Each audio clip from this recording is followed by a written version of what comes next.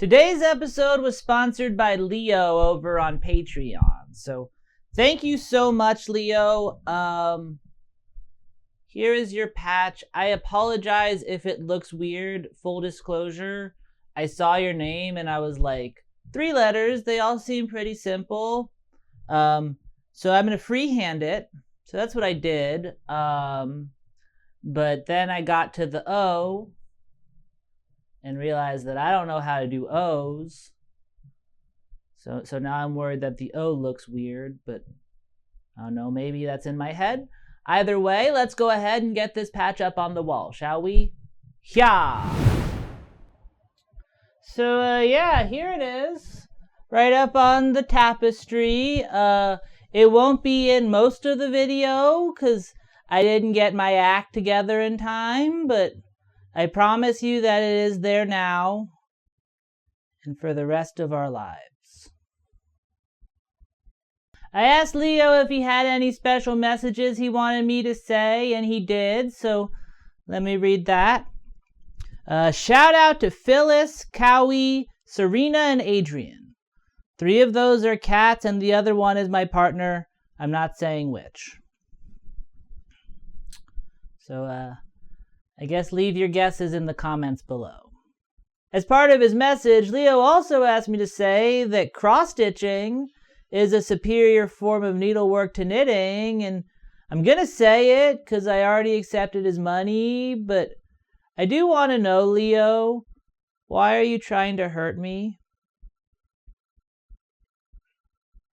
Still, even though you chose violence today, Leo, I really appreciate your support, and with that out of the way, let's go ahead and start the episode.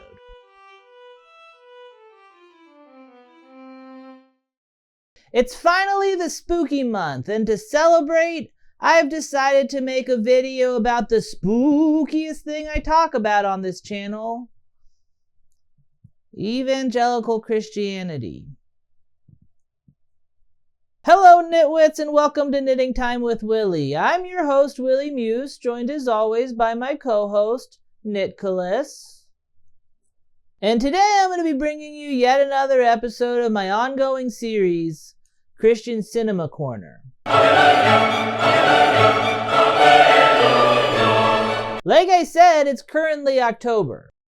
So in the spirit of the season, I decided that this time around I wanted to talk about a Christian horror movie. Although truth told, when I started making this, I wasn't sure if such a thing existed. So I did some light Googling and thankfully found something that fit the bill quite nicely: an R-rated exorcism movie from the creators of such classics as God's Not Dead, God's Not Dead 2, God's Not Dead, We the People, and something called Unplanned, which I've never heard of, but I look forward to watching as soon as possible. It's called Nefarious, and it's a lot.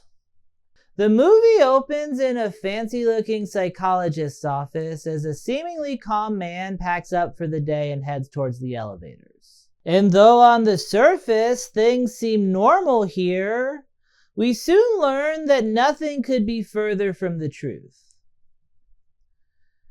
And not to spoil what happens too much, but trigger warning for suicide for the next 30 seconds or so.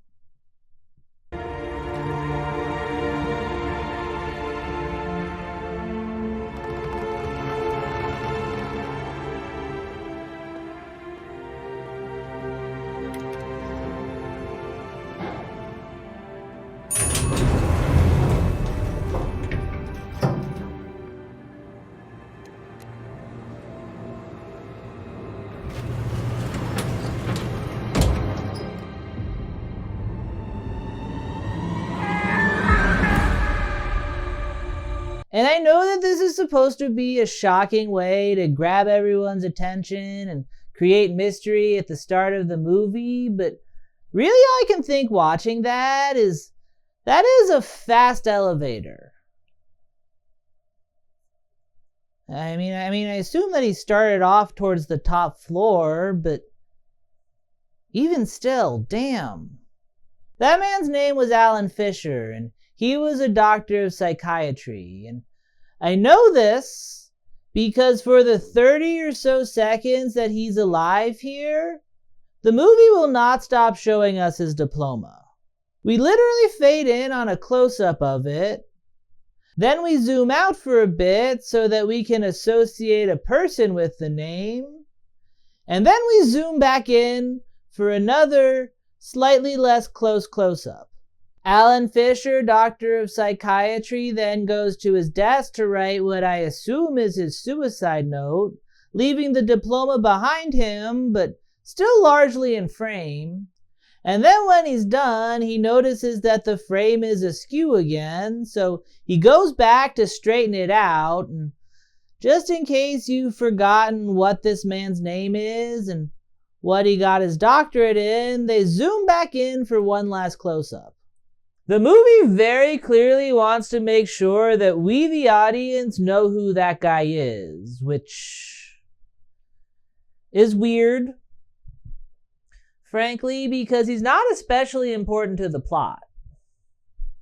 Really, the only thing we need to know about Alan Fischer, doctor of psychiatry, is that he's about to be replaced at his job by our protagonist,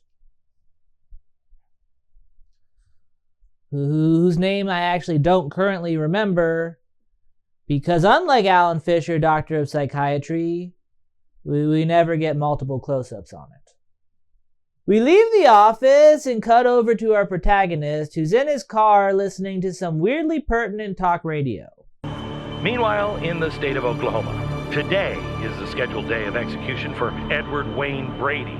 And kids, all it took was just a string of cold-blooded murders, incontrovertible evidence, a confession, a jury of his peers, and 11 years of legal wrangling to get us to game day. I mean, what the heck is wrong with us?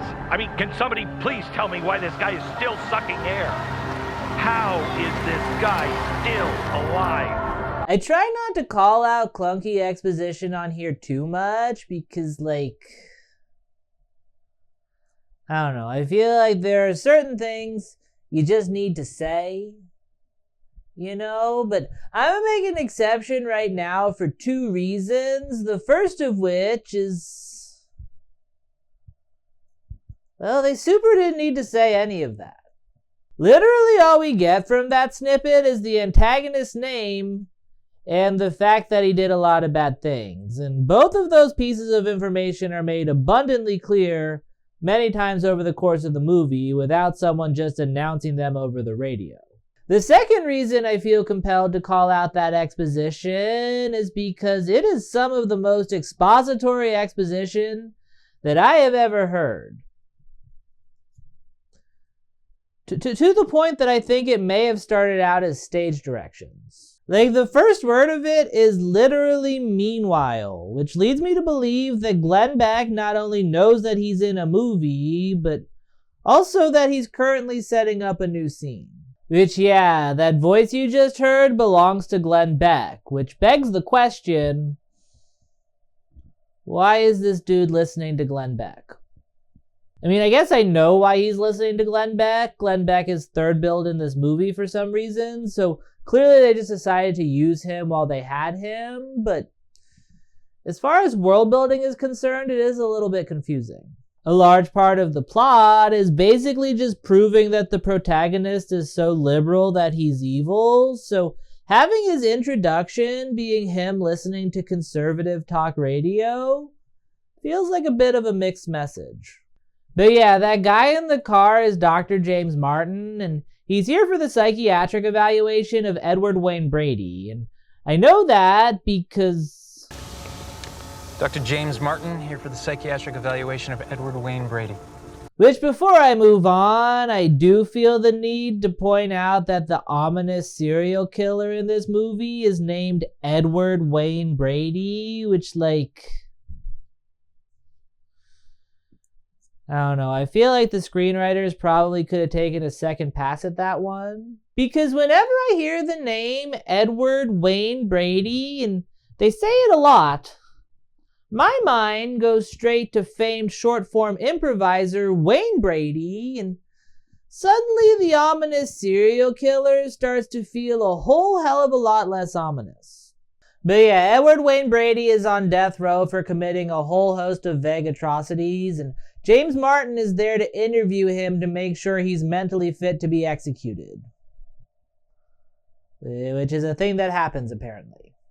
Like I said earlier, Alan Fischer, doctor of psychiatry from the first scene, was originally doing the evaluation, but he died suddenly, as did a whole bunch of other psychiatrists assigned to the Wayne Brady case, so now the task has fallen onto James. The prisoner has been saying that he's not really Edward Wayne Brady, he's a demon controlling him, and so now James needs to determine whether the guy is suffering from dissociative identity disorder, or if he's faking it to keep the execution from moving forward.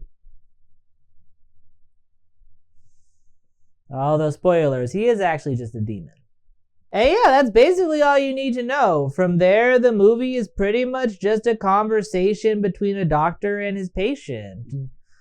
While that might sound boring on paper, it's actually pretty engaging. I mean, don't get me wrong, it's not good, but it certainly kept my attention.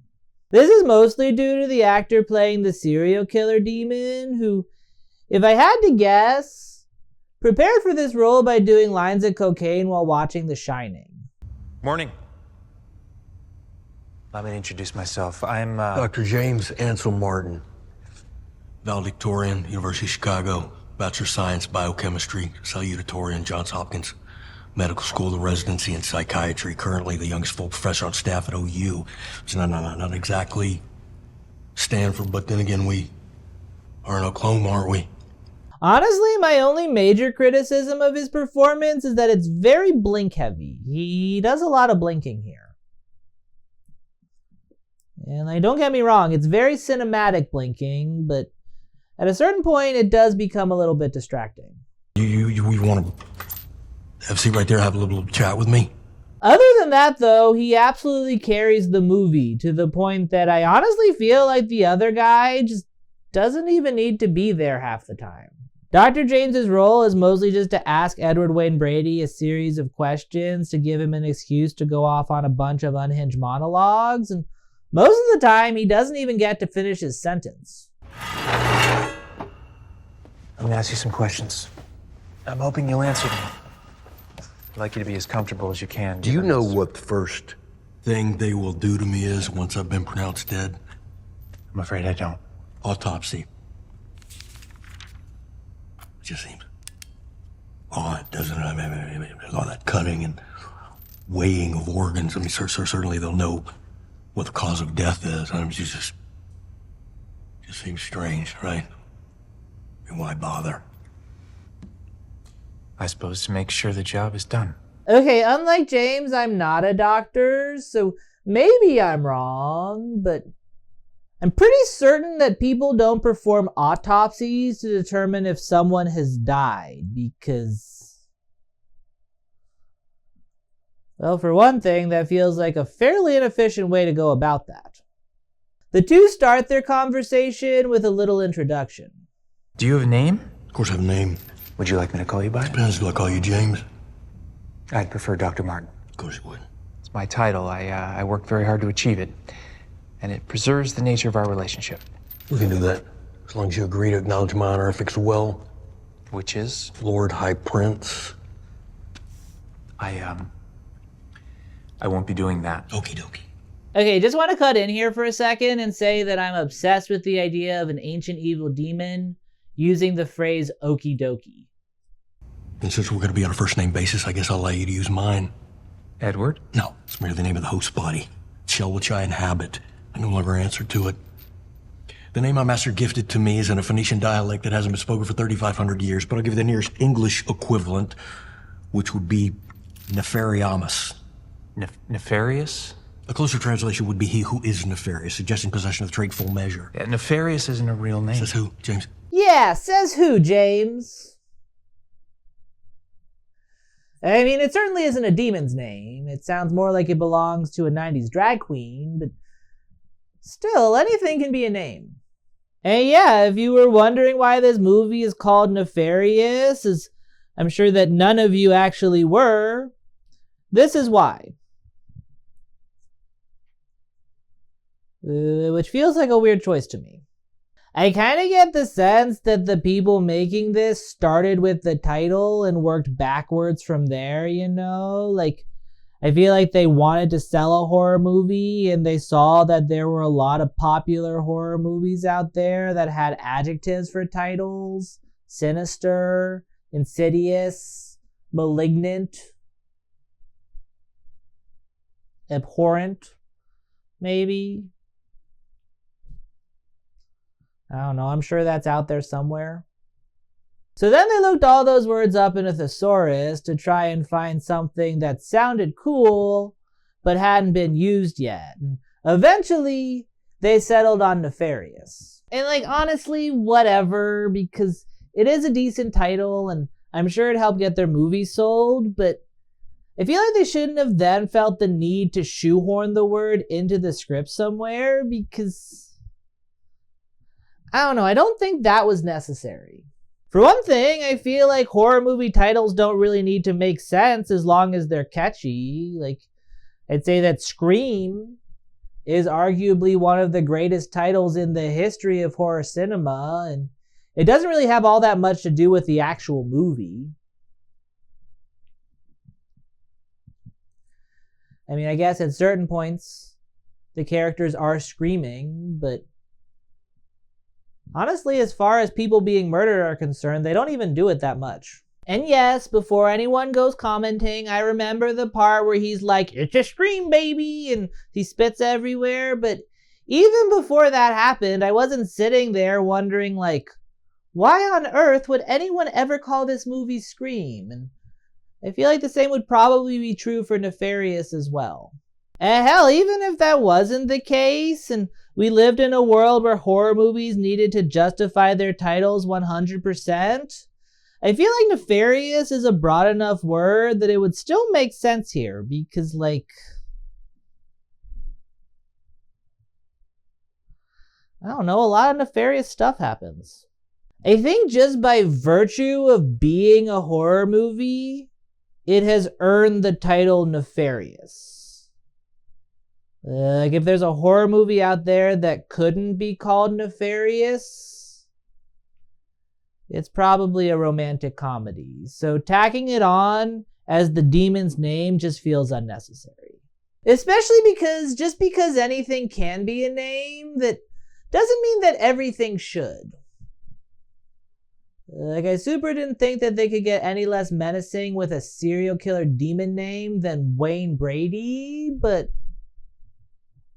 something about it is also just kind of off, you know? It's so recognizable as an adjective that every time I hear it, I just kind of instinctively wait for the rest of the sentence. And I feel like I'm probably not the only person who thinks that it's terrible. I kind of get the sense that someone gave the screenwriters that exact note at some point, and rather than changing it, they just incorporated this part into their rewrite.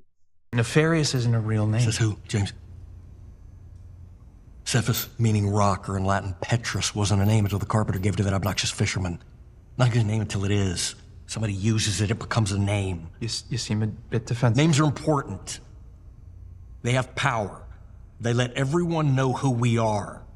Maybe I'm just reading too much into this, but that very much feels like a defensive filmmaker reacting to being told that their demon name is abysmal. Although actually, if we're being honest, abysmal is a much better demon name than Nefarious. Abysmal. Yeah, it works. After their introductions, the two get to talking, and it's pretty clear from the beginning that the demon is manipulating the psychiatrist. And I like to give credit where credit is due, so I'll admit that I do think that this aspect of the film is pretty well done. They do a good job of making the demon feel in control of the situation at all times in a way that does make him pretty menacing. That said, though, there are times when I feel like maybe the movie does too good of a job. Like, it doesn't take long before you realize that everything that Nefarious says is going to happen. And so then the movie kind of just becomes waiting for it to happen. He admits that he's the one who made Alan Fischer, Doctor of Psychiatry, kill himself, and he says he did it because he wanted James to be his therapist so that James can release a book about the experience. And James obviously says that he's not going to release a book about the experience, but spoilers, he does end up releasing a book about the experience. There's also a part where the demon tells James to let him in, which, kinky. And give me something to make me believe you. Prove to me you're a demon.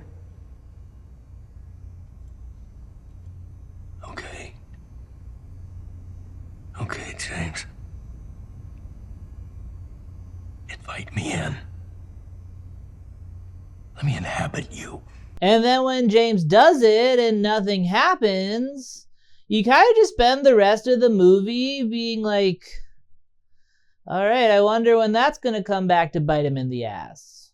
And don't get me wrong, I think that this style of storytelling can work, but I think that the fun of it is to set up expectations and then surprise the audience with the way that those expectations actually play out on screen. And like, I think that the movie thinks that that's what it's doing, but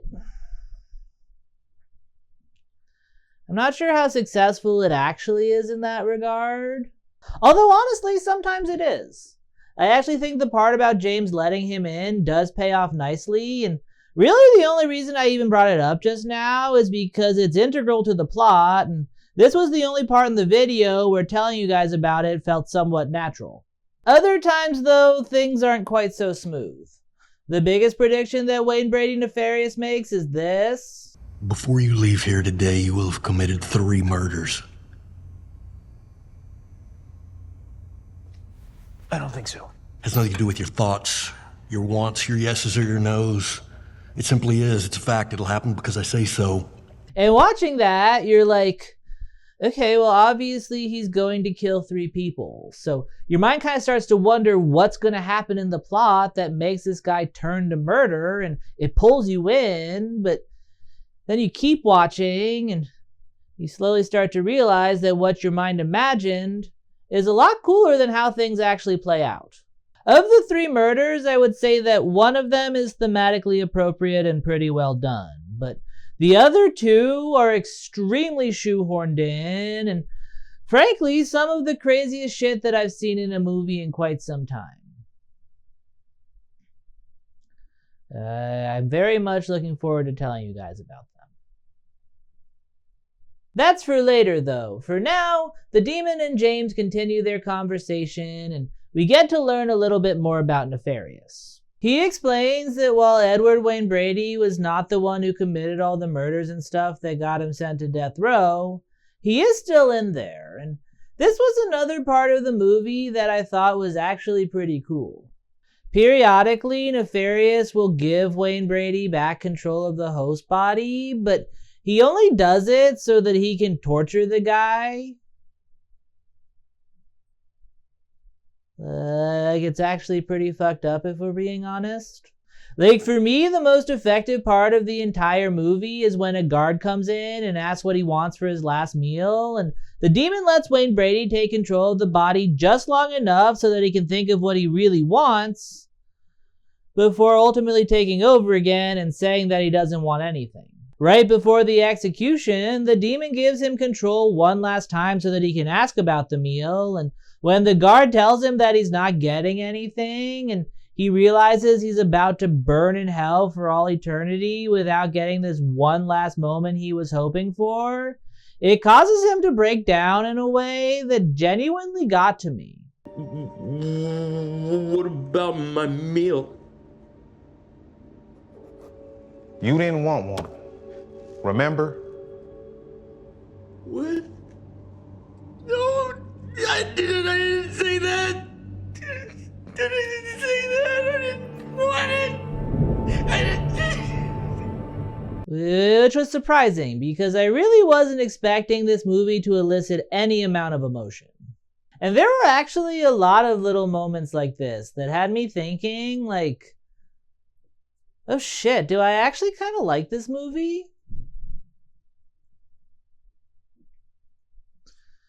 Of course, then another part would come along, like when the demon explains how Wayne Brady got possessed in the first place, and I'd remember that no, I do not. When did you possess Edward? Doesn't work that way. Can't just possess someone. We need a series of yeses. So you're saying it's a process? Of course it's a process. How does it work? It's complicated. Try me. I'm smarter than you think.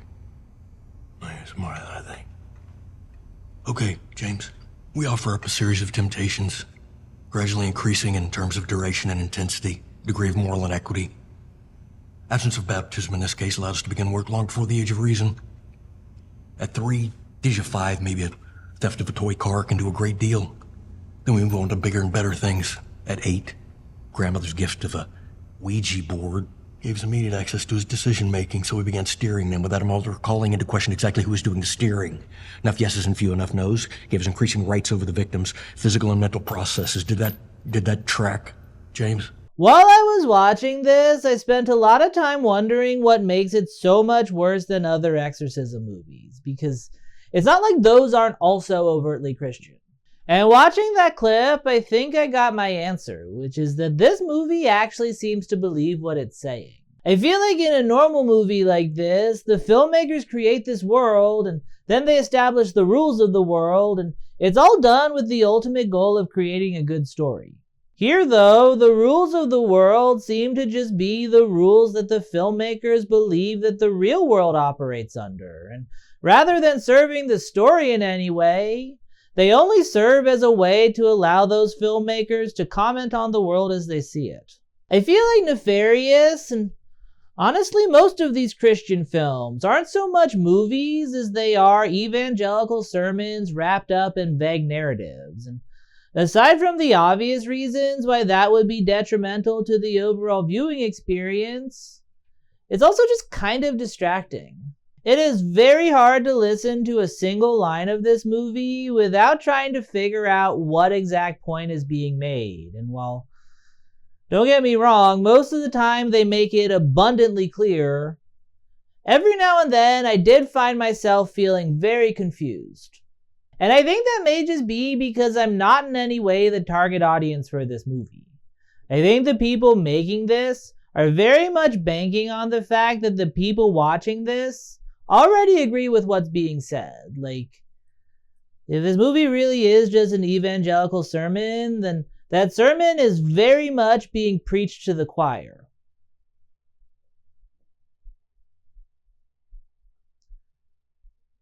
Prot to the choir? I don't know, whatever the past tense of preach is.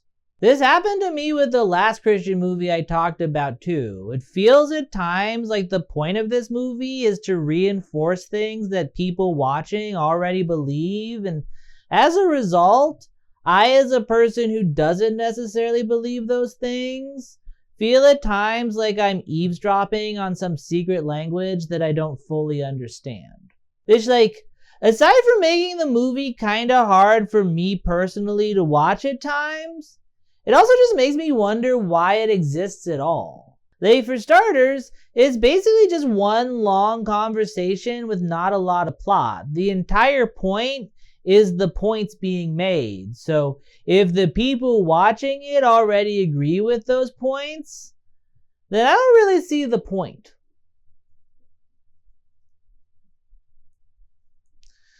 I said point a lot in that sentence, but hopefully you get my point.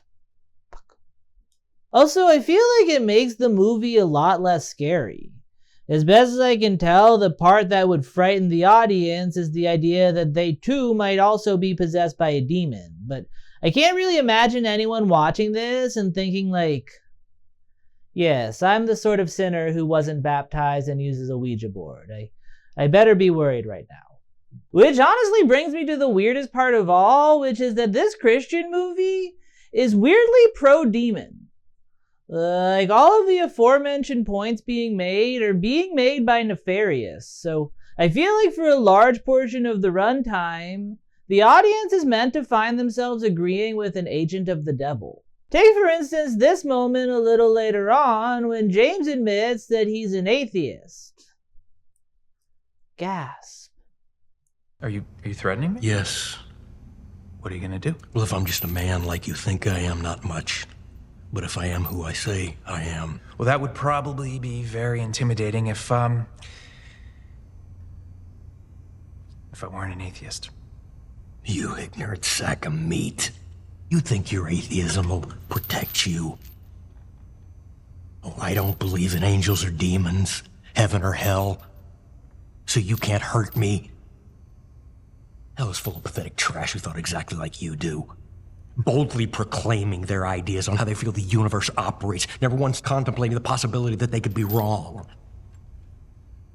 I can fully imagine an evangelical Christian sitting in the theater during that and doing that one gif of Meryl Streep, which is weird because you'd think that in this movie, and honestly just in general, the ancient evil hellspawn would not be the one you were rooting for. The more I think about it, the more I think that the point of this movie isn't to be scary.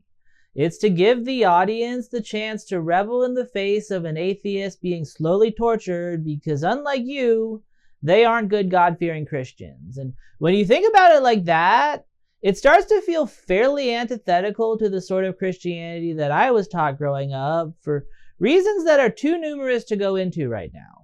Also, before I move on, I do feel the need to take a second to tell the movie to go fuck itself for that last clip I just showed you. For an evangelical movie to get mad at atheists for boldly proclaiming their ideas on how the universe operates and never once questioning if they're right is so obliviously ironic that I almost just want to stop making this video right here and now. For starters, you guys are evangelists. By definition, you are the ones who boldly proclaim how the universe operates. It's right there in the name. Also, who the fuck says that atheists never once question if they're right? I'm not an atheist, but as far as this movie is concerned, I'm probably close enough, and I can say pretty confidently that I spent a large portion of my life questioning if I'm right.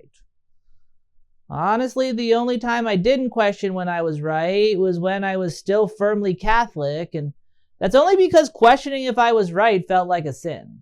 And I'm not going to sit here and say that there aren't atheists who never question their worldview, because obviously there are, but I feel like most of the time that's just because they've never been given a reason to. So it gets kind of frustrating watching as the movie plays it, like they're just so bullheaded in their beliefs that they refuse to acknowledge the obvious proof that's right in front of their eyes. That said though, I get why the movie does this. That's what evangelicals actually believe.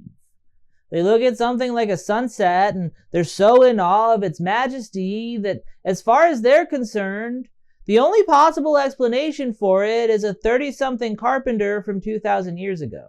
They've been so conditioned to believe that Jesus is the only answer that it starts to feel obvious to them, and so then they look at anyone who doesn't see things the same way as ignoring the obvious. And then they take that way of viewing things and expand it to the point that they start to believe that anyone who might ignore all the little ways that God tries to communicate to us every day would also ignore it when something truly unexplainable happens. And that's when things start to feel like a little bit of a stretch to me. Literal magic happens in this movie more times than I can count, and the atheist just keeps pretending like there has to be a logical explanation for it in a way that's not only unbelievable, but also a little bit annoying. Like, right after Nefarious tears into James for being a non-believer, one of the light bulbs nearby explodes. Edward, do you understand why I'm here? Do you realize I have the power to save you or condemn you? What I understand, James, is you would have no power over me whatsoever if it hadn't already been given to you from below.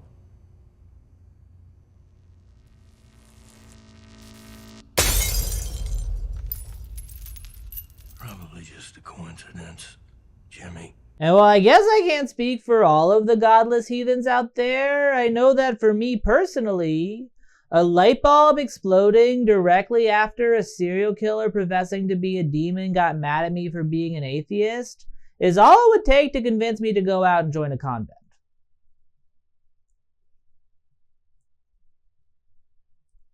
Honestly, I think I would thrive as a nun. Their outfits look very cozy. And I don't know, maybe that's a bad example because, well, faulty wiring is a thing, and not every non-believer is as much of a spineless coward as I am. But even still, the movie keeps pushing what Nefarious can do to the point that the fact that James doesn't start to believe him sooner feels very unbelievable to me. If the light bulb didn't convert him, then I feel like what the demon does in this next part probably should have. Nefarious lets Wayne Brady talk to James for a little bit, and for some reason, the psychiatrist uses the brief time he gets with the cowering mental patient to try and make him feel bad about the things that he's done. We have to address the fact that you murdered a number of people. No, he made me. I didn't Do him. you honestly believe that? Yes, you don't, he's bad. He's bad, but what about you? Yeah, bad. I've done stuff that I'm not proud of. I just, but at least,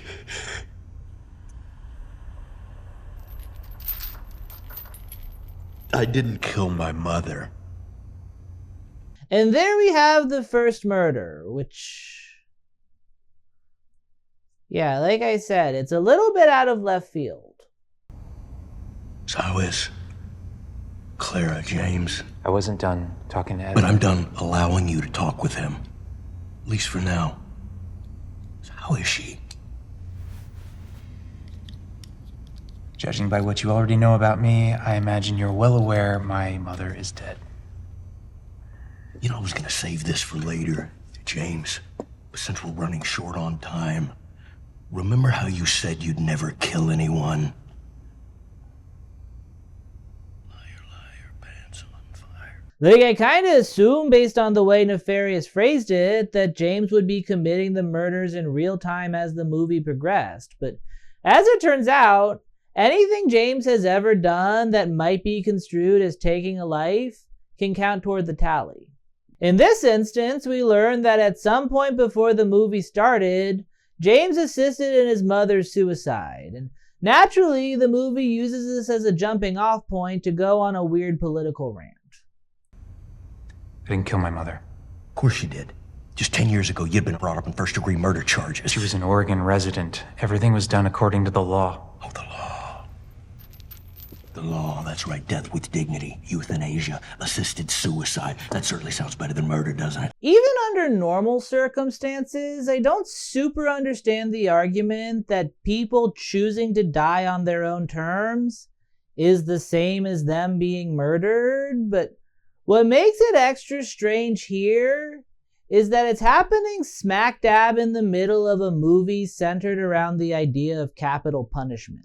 I'll be honest, I don't have a super clear grasp on what this movie's thoughts on the death penalty are, but at the very least, I think that it's not against it. At one point I wasn't sure because there's a pretty brutal description of what happens to someone when they get the electric chair that made me think like, okay, maybe these people are being consistent. But the only reason he's getting the electric chair to begin with is because Nefarious wanted to make Edward Wayne Brady suffer, so he chose it over lethal injection. And by putting those two methods of execution side by side like that, it does kind of feel like the implication is that giving someone the needle is a-okay in God's book. One of Nefarious's main goals here is to convince James that he's secretly capable of murder, so the fact that his opening argument doesn't include him saying, like, you do realize that the only reason we're talking right now is because you're potentially going to approve my execution, leads me to believe that the movie doesn't view execution as murder in the same way that it does euthanasia, and that's weird to me. After all, from an outside perspective, capital punishment feels like the way less Christian of the two. Like when I think of the stuff that Jesus taught, the first thing that comes to mind is let he who is without sin cast the first stone. And to me, executions kind of just feel like a really intense version of that. Meanwhile, helping someone avoid pain and pass on their own terms feels much more in line with what I think of as Christian values. Like, honestly, I feel like the only reason there aren't more Bible stories about Jesus-assisted suicide is because, well, he had healing magic, so it never had to come to that for him. Obviously, the movie doesn't see things the same way as I do. She was in pain. And her prognosis was terminal. Didn't hurt that she was worth $3.6 million and you were the sole heir, though, did it? But hey, I get it, James. She was old, inconvenient, definitely. All those trips to the hospital, hours at her bedside, holding that wrinkly hand, telling her you love her, wears you out, doesn't it? Plus, she would have died sooner or later anyway. Granted, I've never given a lot of thought to the idea of murdering my own mother for money, but I feel like if she was terminal and my only reason for doing it truly was an inheritance, I probably would just wait it out. But bringing in all the people I'm sure are necessary to properly take advantage of Oregon's death with dignity laws sounds like it would open the doors to all sorts of questions that I would not want to try and answer. Which, speaking of, I looked up Oregon's death with dignity laws, and they require that the person dying be of sound mind to make the decision for themselves. So even if the only reason James was in favor of euthanasia was the $3 million, it still wouldn't really be murder because ultimately it would be the mom's choice. And hell, even if the laws were completely different and James was the one making all the decisions here, I feel like this still wouldn't be the great argument against death with dignity that the movie seems to think that it is. It's doing a thing that happens a lot in conservative arguments, where people are trying to argue against something, but in order to make their point, they end up talking about something completely different. I feel like the example that pops up the most frequently these days is people who argue against trans people using the public restrooms they want by saying that it leads to sexual assaults, which, one, bullshit, but two, even if that were true, then that doesn't negate the fact that trans people exist and they have rights as citizens. Like, I feel like if people actually believe that argument, then they should be starting by saying that sexual assaults in bathrooms are bad and then taking it from there, which, like, you know, as I've always said, if the end result of this bathroom debate is requiring places to have single-room toilets that lock, then I'd grab a sign and start picketing right there next to a turf, because maybe then I wouldn't have to wait until I got home to poop.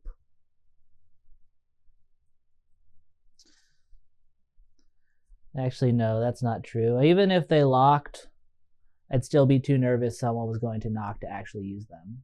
So, whatever though. My point is that people often tack on other arguments to try and strengthen the point they're actually trying to make, but really all that does is bring in entirely new points which are ultimately unrelated. Here the movie brings up the fact that he only did it for the inheritance to argue against euthanasia, but really the only point it's making is that you shouldn't kill your mother just for the inheritance. And it's like, I agree, yeah. Still, to me the weirdest part of this whole argument is that James doesn't really seem too swayed by it. Like, he seems shaken by what Nefarious says, but really that seems to be more anger at the idea that he'd be called a murderer. My point is I told you before you leave here today you will have committed 3 murders. We've already committed 1. So we're moving along nicely. I didn't kill my mother. He doesn't really seem all that curious about how a prisoner on death row knows all this personal information about him, and that's weird to me, because if I were in this situation, that is the only thing I would care about. Like, I guess some of it might be Googleable, although I doubt that this dude has access to Google, but even still, Nefarious seems to be keenly aware of James's secret thoughts and feelings in a way that, to me, does seem to prove that magic is real. And again, I fully admit that I'm weak-minded, but I think that if I were in James's shoes, all I would say here is, okay, God's real, you're clearly a demon, and I'm out of here. But he doesn't do that. Instead, he sticks around for a monologue about theology, which is too long to get into here, but was honestly pretty dope. I've seen a lot of exorcism movies, and this was the best explanation for why demons do what they do that I've ever heard, so I don't know, another point in favor of this movie, I guess. The monologue is so good, in fact, that it convinces James that the prisoner believes everything he's been saying, and for some reason, this causes him to declare Wayne Brady insane, despite the fact that, again, he's very clearly a demon. With his assessment complete, James gets up to leave, which is not a part of Nefarious's plan. So, in order to get him to stay, the demon decides that now is the time to reveal the second murder. And given that the first murder was assisted suicide, I feel like most of you probably already have a hunch where this Christian movie is about to go. But even if you do, I promise you that things do not play out how you're expecting. We're done. Are we, James? I told you before you'd leave here today you would have committed 3 murders. And I told you that wasn't gonna happen.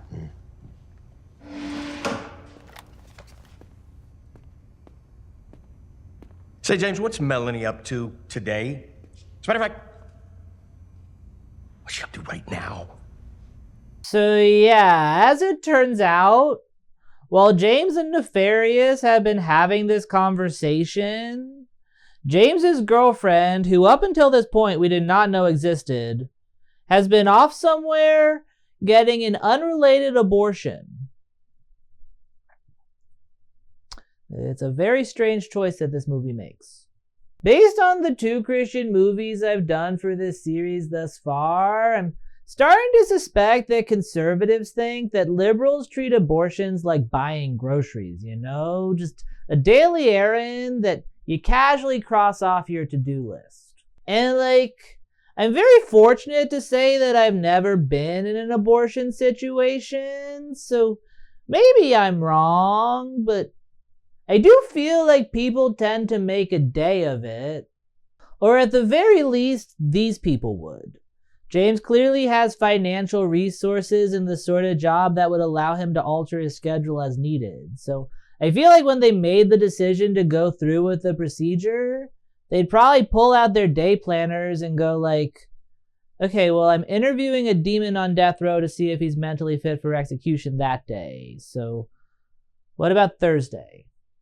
Although I guess the movie's explanation for why he's not there is that he doesn't actually love his girlfriend, which if that's the case, then fuck you, Dr. James. She doesn't have a clue you're about to break up with her, does she? Of course you're not gonna until you have somebody else lined up though, right? Because you're that kind of guy. Well, you already have your sights on somebody, don't you? Yeah. I can smell it all the way from here. She thinks she's doing this to maintain the relationship. She'd like to have a child with you, James. Oh, but you're just not quite ready yet, are you? After all, you're only 35. And don't get me wrong, I fully agree that James is a total douchebag, but my reason for thinking that is because he's a 35-year-old who skipped out on his girlfriend's abortion, which is very different from the reasons the movie gives. Imagine the joy in your little Cinderella's heart when she realizes she's butchered the baby in her belly for nothing. Look, I don't know what you think you know, But any decision that was made between me and my girlfriend was her choice. Oh, I think we both know better, James. Stop it. Don't you think you should be there when it's being done? I said stop Hold it. her hand, maybe? I'll tell you what you could do, James. You could walk right there to the guard station, pick up that cell phone, make a phone call that stops everything in its tracks. You could apologize to her, tell her you made a horrible mistake, that you love her, you want to spend the rest of your life with her, you want to marry her, and you want to hold that child. James, you could tell her that. You could make your life about sacrificial love, and you could play live-in therapist for the rest of your life. I can't do that. No, James, why not? It's complicated. It's really not. James clearly does not like this woman, so he probably shouldn't be having a baby with her. I've watched a lot of Christian movies over the course of my life, and without question, the idea that pops up the most frequently in them is that the greatest virtue a person can perform is staying in a stale relationship and spending the rest of your life with somebody that you no longer have feelings for. As best as I can tell, the prevailing Christian ideology is that if you close your eyes and want it badly enough, you can make a relationship work with anybody so long as they're not the same gender as you. And I don't know that that's actually how the world functions. I do think that there's something to be said for not immediately running at the first sign of trouble, but at a certain point, you just gotta call a spade a spade. If the only reason you're staying with someone is because you think that leaving makes you a sinner, then that's only gonna lead to you becoming a miserable person who's so stuck in your own rut that you eventually start to lash out at the world around you. Which honestly, when I say it like that, that does explain a lot about evangelicals. And while just about every view on Christian love that I've come into contact with has been deeply strange to me, what makes things even stranger here is the fact that normally the relationships that the people in these movies are trying to salvage are marriages where children are involved. So at the very least, I can understand how that would complicate things a little bit. Here though, they are literally just dating. There is nothing tying the two of them together, and for me, the obvious answer is that before a baby comes into the world and changes that, they should just nip things in the bud. Of course, the movie would argue that things aren't as simple as I'm making them sound because there is a baby involved, and for them to nip things in the bud, it would require a murder. And actually, it does argue that. In explicit detail. Who are you to judge me? This is my life. I can live it the way I want. Yes, James! I couldn't have said it better myself. But it's still murder. Says who? Says all of creation, James. The Creator creates, and we destroy, and we do all of it through you. We always have. Did you forget your history, Jimmy? Even in ancient times, the archdemon Moloch was celebrated by tossing infants into flaming bonfires, accompanied, of course, by the beating of drums to drown out the screaming. Later on, they erected a giant bronze statue with outstretched arms, kindling fires beneath the palms. And when they'd toss a little infant into those open palms, they'd flinch at the red-hot metal, but then they'd willingly roll themselves off into the flames. Okay, so what I'm hearing, Nefarious, is that people should not be allowed to do whatever they want with their children just because it's part of their religion. And I'm actually inclined to agree. What does any of that have to do with me? Oh, nothing, James. Especially since the priests now wear surgical scrubs. The killing takes place in the womb, so there's no screaming to be heard anyway. And the remains are tossed into gas-fired crematoriums. No, James, no. There's no parallel whatsoever to you. Also, I'm not really seeing how that's the same thing. For starters, it sounds like the babies being sacrificed to Moloch have already been born, which, as I understand it, is not traditionally the case for abortions. Still, even if you are someone who believes that there's no distinction there, I'd still say that these are different for the mere fact that unlike whatever the fuck Nefarious just described there, abortions aren't strictly ceremonial. They're medical procedures done for a specific purpose. And you know, I can't say this for sure, but I feel like if it came out that people going into Planned Parenthoods were being greeted by a bunch of hooded figures standing around the surgical beds chanting, I wouldn't be too opposed to legislation that stopped that from happening.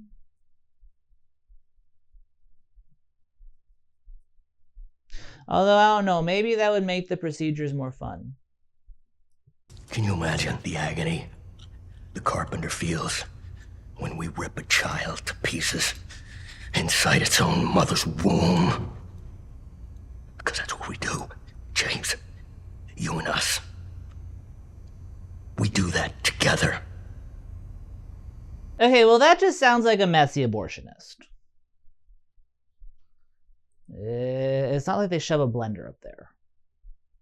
And again, every part of this is weird to me, but the weirdest part of all is the fact that James does not seem concerned with the clear magic that's at play here. Like, he gets mad at Nefarious and says a lot of strawman-y shit about how it's his girlfriend's right to choose, but one thing he never asks is how the fuck he knows that she's getting an abortion, or why he's able to count down to the exact second that it happens. Can you feel it? Can you feel it, James? It's starting to happen. Your unborn son is now on our altar. Here it comes. In 5, 4, 3, 2, 1! And all hell rejoices, James!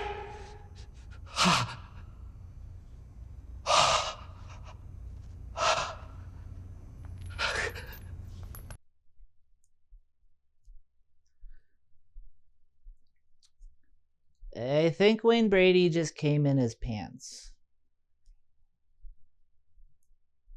Still, despite not asking any of the questions that I would have, James does seem to finally start believing the things that Nefarious is saying. And this leads to my absolute favorite part of the movie, in which he frantically races to find a phone to try and stop the procedure from happening, only to find out that it's too late.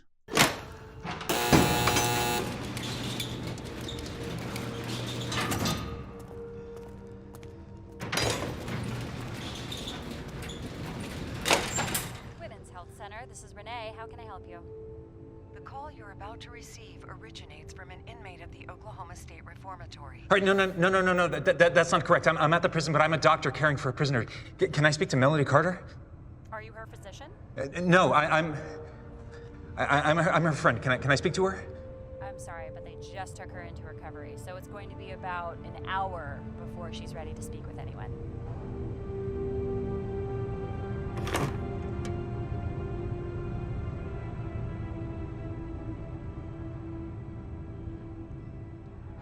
I have so many questions about that clip, but without a doubt, the most important is why the fuck does this guy know the number to the abortion clinic off the top of his head? If I were stuck in a prison without access to my phone book, I could call my mom and Empire Carpets. So I do have to wonder how many abortions this man is responsible for that he has that contact information memorized. Also, even if he did manage to get a hold of her before it happened, what exactly was he planning on saying? Honey, I know we decided we were going to do this, but bad news.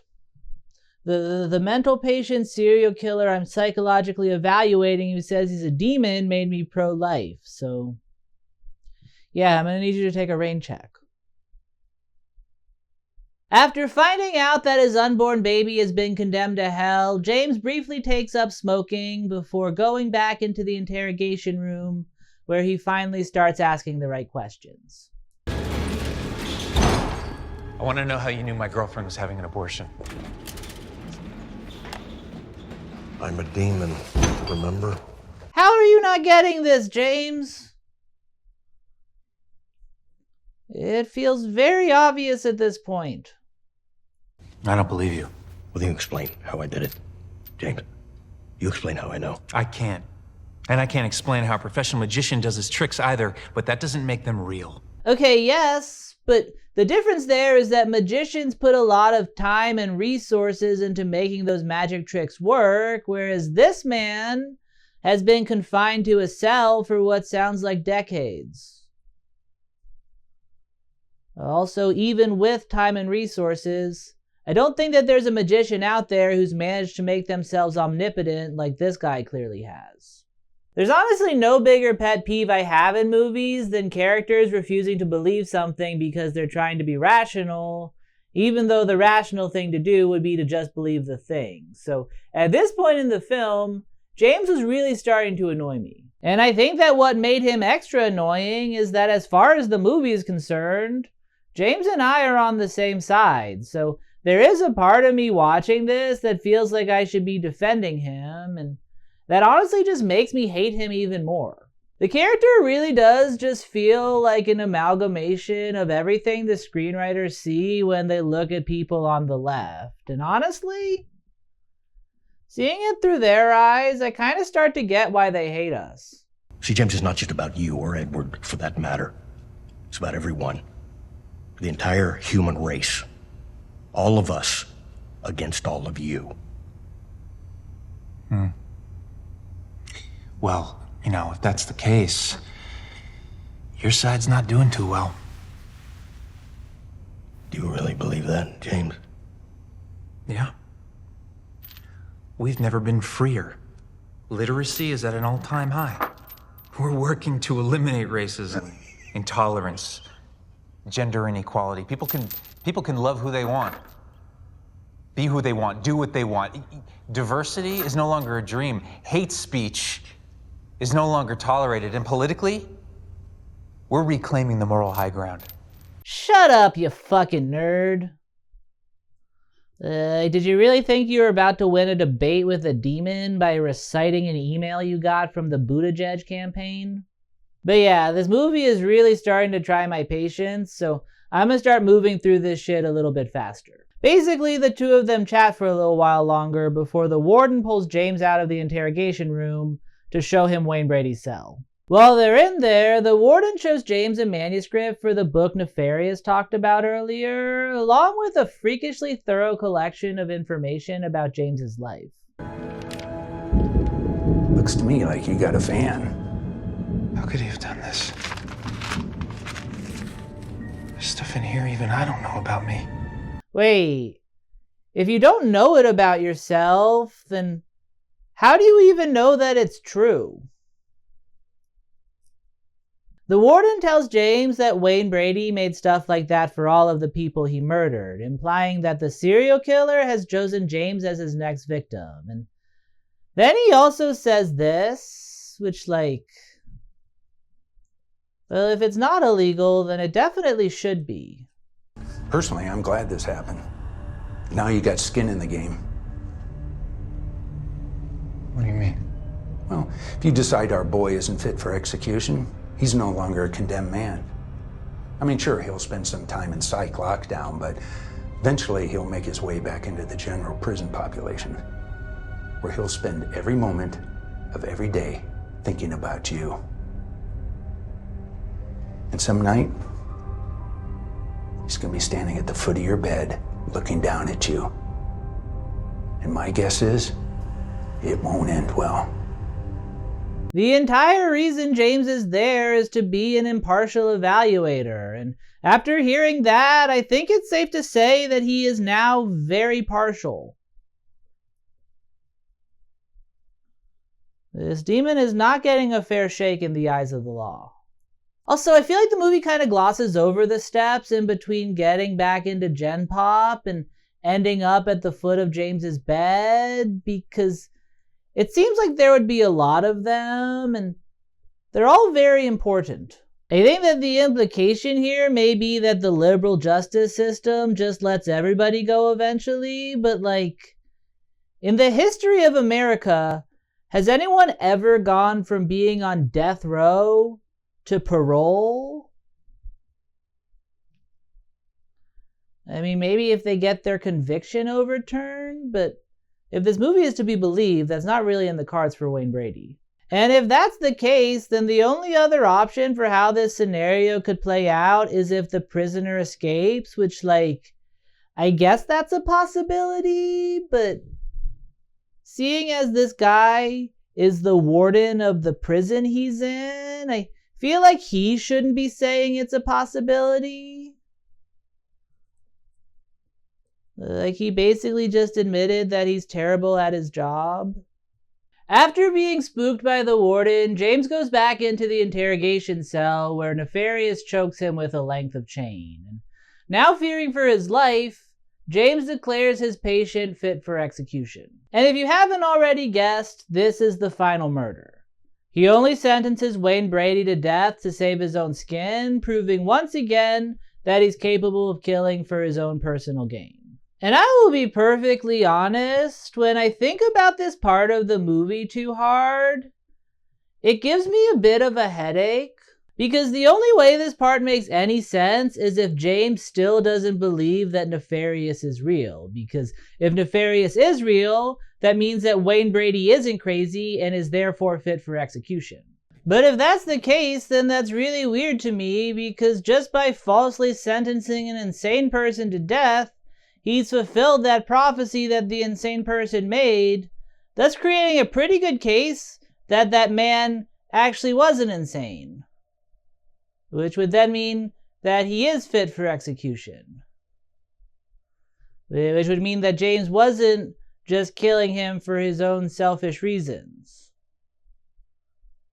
Which would mean that he didn't fulfill the prophecy. Which would mean that maybe he is insane. I don't know. James doesn't seem to think about it as much as I just did, but he does feel bad about what he's done for the whole rest of the movie. He sticks around for the execution, and eventually Wayne Brady is put to death. But just when the psychiatrist starts thinking he can put this whole incident behind him, this happens.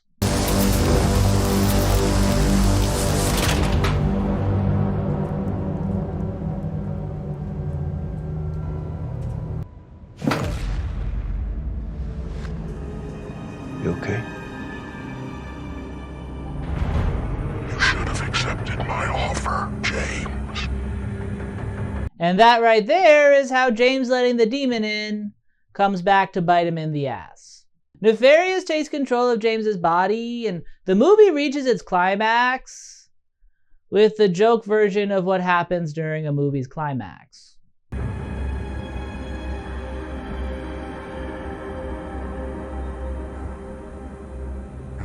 No.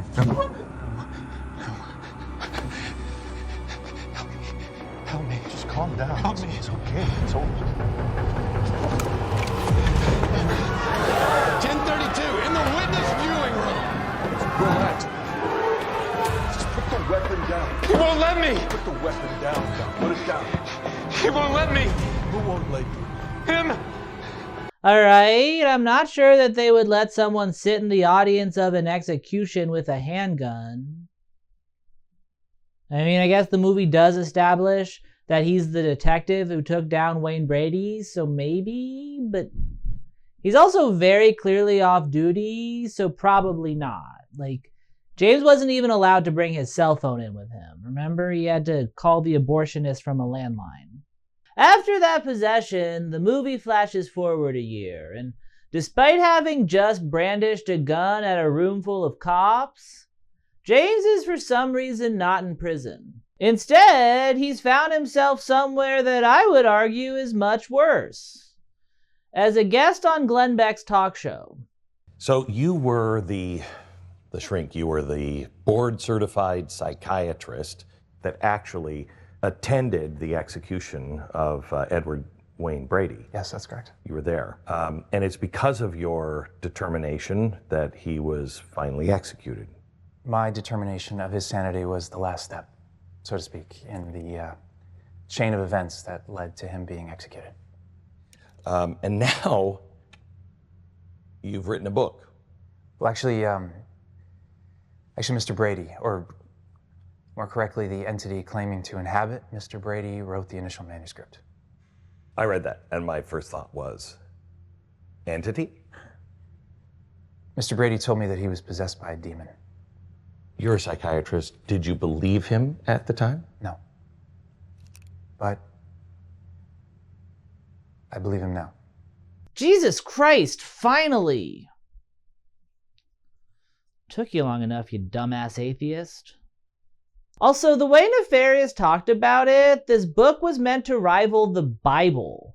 Its goal was to draw in the whole of humanity and pull us all further away from God with its message. So it's very funny to me that it's being advertised on Glenn Beck, because I'm not sure that he has the reach to accomplish something like that. Like, I don't even think he was still on a network at the time that this movie was being made. After promoting the Demon's book, James leaves the studio where he meets a homeless woman. Or so he thinks.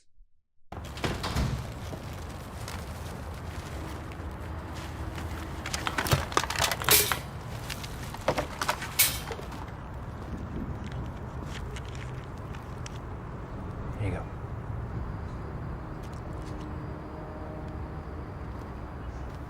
Hello, James. Miss me?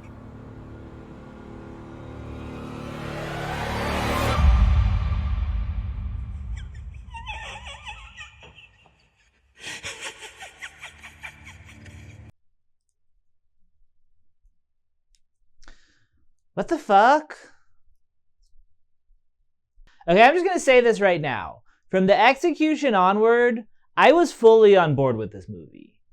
It was silly, but all the stuff that they had spent the whole movie setting up paid off in ways that were actually pretty well executed. Or so I thought. Like, this is the movie I thought I was watching, okay? James meets Nefarious. Nefarious says James is going to release his book.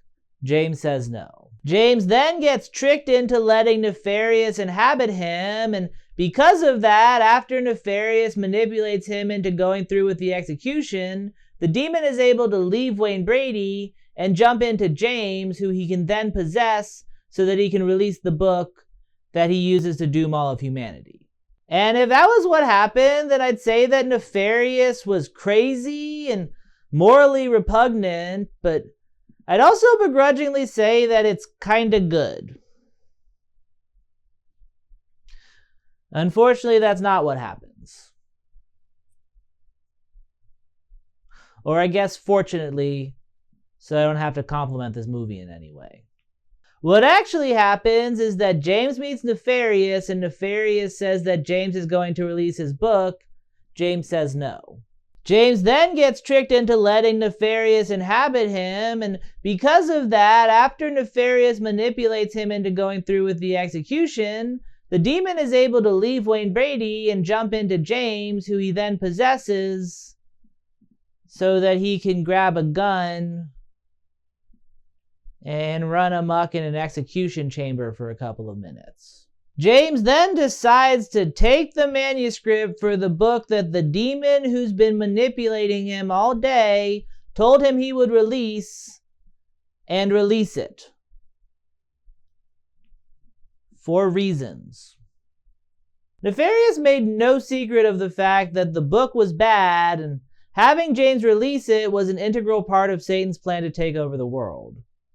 But the dark gospel will rectify our past mistakes. By eliminating the enemy, deifying man, and elevating my master to his rightful place. And James, for serving as our messenger, my master offers you the world and everything in it.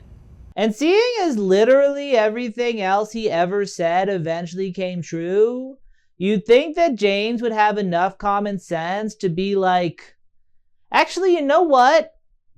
I'm just going to leave that evil version of the Bible alone. What do I need to release a book for anyway? I still have all that money I got from killing my mom. And look, in the spirit of being fair and balanced, I will acknowledge that the movie does give James's justification for why he releases the book. But The justification that they give is so mind-numbingly stupid that it almost made me convert to Mormonism. I don't know how that makes any sense, but that's how I felt. And yet the same demon that shatters you wrote a book, and you're here, and you wanted it published. Yes. Well, no, he wanted it written as an invitation to follow his master into the darkness, but I rewrote it. I rewrote it as a warning, revealing his plan and begging people not to go along with it. You want to know what a better way to get people to not go along with his plan would have been, James? Not fucking telling them about it in the first place. That rationale is so bad that when I was watching this the first time, that was the moment I started to think that James was still possessed. I was like, wait, that makes no sense. And then I started to remember that he let Nefarious in, and I was like, oh. Okay, I see what you did there, evangelicals. Because truly, the only reason I could fathom for why he would release this book is because he is currently having his will suppressed by a demon. Anything besides that is too dumb for my mind to even begin to consider. But that's not what's going on here, because when Nefarious's voice comes out of that lady's mouth, he says, "Miss me," which implies that he hasn't been interacting with James this whole time, which means that James truly did just make what I would argue is the single dumbest decision in the history of cinema. Still, even though they fumbled the last 10 seconds, I have to admit that I like this movie a lot more than I thought I would. I don't know that I would say that it's good, necessarily, but I would probably say that it's heads and tails the best Christian movie I've ever seen in my life, and I've seen a lot of them. And at first that really surprised me. Like I said when I started this, I didn't even know if Christian horror movies existed, and I wasn't really expecting that the two genres would be able to merge. So the fact that they pulled this off as well as they did is something that I was not expecting. The more I thought about it though, the more it makes perfect sense. Like, this honestly does feel like the logical next step of these filmmakers' careers, because ultimately all of these Christian movies are meant to be horror movies on some level. Like I said, the people who made this also wrote God's Not Dead, which is one of the most popular evangelical films of all time. And if you've never heard about it, this is what it's about. An evangelical student takes a course at college where the professor's an atheist who says that unless the students write God's dead on a piece of paper, they'll get an F for the semester. Not wanting to do that, the protagonist comes into class every day to argue for the existence of God, which, spoilers, he eventually succeeds in doing somehow. And the movie is played like this big hopeful thing. It ends in this big concert where everyone's happy, the Duck Dynasty guys are there, Kevin Sorbo gets killed by a car, good times are had by all. But if you break that plot down to its most basic parts, this is what you're left with. Some big scary outside force comes in and threatens life as you know it, and the protagonist has to fight to not let that force overtake them. That sounds like a horror movie to me. Stuff like this is all about the boogeyman who's out to get you. Rather than a knife, they wield dangerous ideas, and rather than stabbing teenagers, they turn them gay or some shit, but ultimately the spirit is the same. And that's why, even though I want to be mad at the sorts of people who would watch a movie like this, I honestly just feel bad for them. They may be annoying and awful and actively ruining the world around them, but more than anything, they're just scared. And that makes sense. The world is a scary fucking place. Stuff's always happening, and there are a lot of unknowns, and all you really want sometimes is a feeling of safety. I actually think that's where religion comes from. People are just looking for something that they can latch onto to get themselves through the day without feeling terrified. And honestly, if that works for them, then I think that's great. What's not great, though, is the fact that there are a lot of other people out there who have realized that they can take advantage of that. They take this thing that's meant to give people a sense of security, and instead they use it to stoke their fear because they know that that will make those people come back in search of more security, only to get their fears exploited some more. It's a really fucked up cycle when you actually stop to think about it. And maybe that's another reason why I like this movie more than its peers. Not only is it slightly better made, but it's also slightly less evil. Because ultimately, all of these Christian movies are meant to scare you. At least Nefarious has the decency to be upfront about it. But yeah, that's my video. Please like and subscribe and share and comment and anything else you can think of that might help grow this channel. I've clearly run out of ideas, so if you guys have anything, then that would be very helpful. If you have a couple extra bucks in your pocket, then you can also support the channel by donating to Patreon or super thanksing me, which, speaking of, I have a couple of super thanks that I need to super thanks back. One second. I should have prepared for this before I started saying the part where I said I was going to super thanks people back. 1 second. All right, there we go. I said a couple, it's actually 3, so grammatically I was wrong. Thank you to Unexpected Ancient Bear, Sparky No Malarkey, and Color Me Grumpy. You can color me not grumpy, because I appreciate your support. I'm sorry, that was awful. I hate to end on that terrible joke, but that's my video, so bye. Just kidding, that's not my video. I still have to thank my patrons and pose for a thumbnail, so let's do that now. I think that what this video is going to be called is like, I am going to go with, this R-rated Christian movie is terrifying, parentheses, but not on purpose.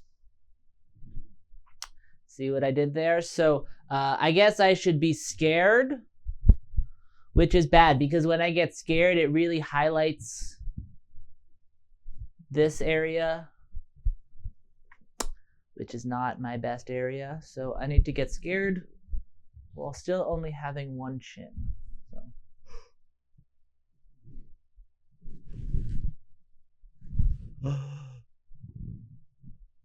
Satan! Ah! I like that. That's kind of like an old horror movie. Like,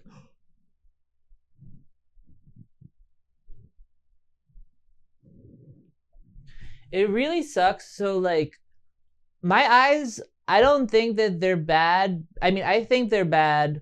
I go to eye doctors. They tell me they're not bad, but they're bad enough that I went to the eye doctor. So I left with glasses, and I have glasses. And again, I think they're bad because I can't see my viewfinder. So I don't know what any of this looks like. This could all be blurry footage for all I know. But I would, like, I've gotten to the point where I want to wear my glasses in the videos, but the way that my lights are set up, I would look like, if you've ever seen Sin City, there's that serial killer that Elijah Wood plays, and his eyes are kind of always like, that's what I would look like. Why am I doing this? I don't need to tell this story. This video is like already an hour long. People are not going to click on it. So, okay, scared. Ah!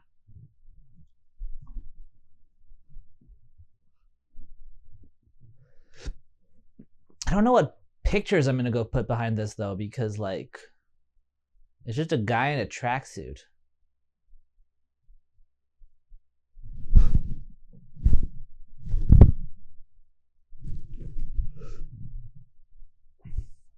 Not a tracksuit, a jumpsuit.